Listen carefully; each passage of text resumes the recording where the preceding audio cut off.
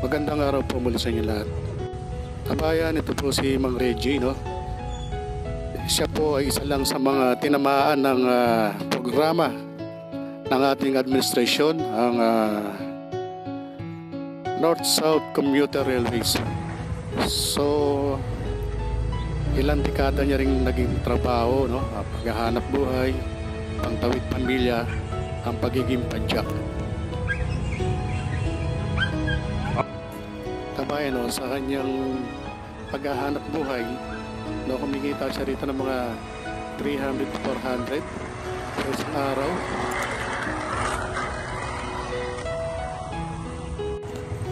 So ayon sa pagkakakwento niya,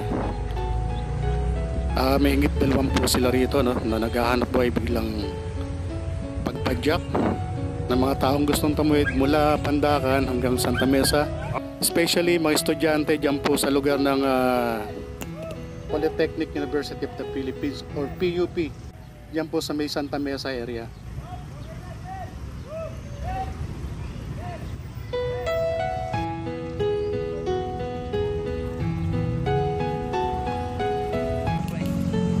So ayon sa kanya, nabigyan naman sila ng relocation site. No, yan nga lang po talagang malaking bagay din kasi po itong hanap buhay niya. Kaya lang kailangan niya makisa sa mga programa para sa ikaunlad ng ating bayan.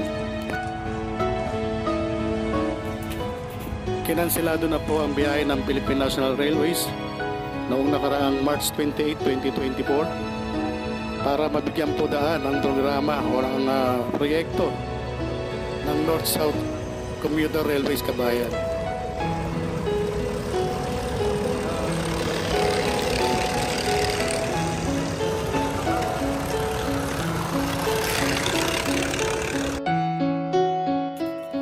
So kabayan, magsisilbi na lang alaala itong kahabaan ng riles dahil ito ay naging malaking bahagi ng kanyang buhay, lalo na sa kanyang mga anak at kanyang pamilya na dito sila kumukuha ng kanilang pangkain sa araw-araw.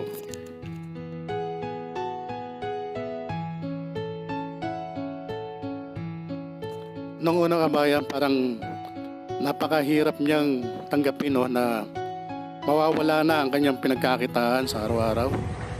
So nag-iisip siya, no, kung anong hanap buhay ang kanyang papasukin pagkatapos na maalis itong mga release na to sa kanilang lugar. So hindi nawala ng pag-asa si Mang Reggie, no, para humanap ng kanyang hanap buhay dito sa lugar ng Pandacan.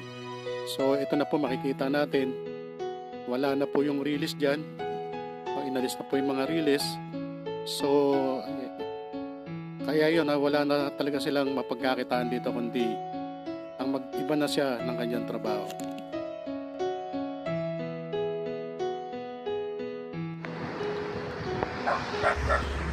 Ito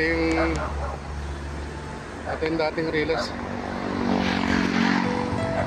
Philippine National Railways.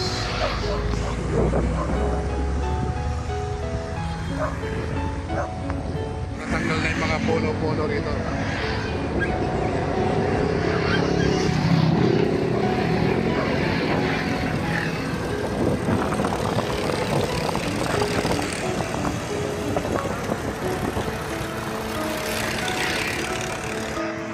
Kabayan, nung kami po muling nagkita ni Mang Reggie, no, kinamusta ko siya.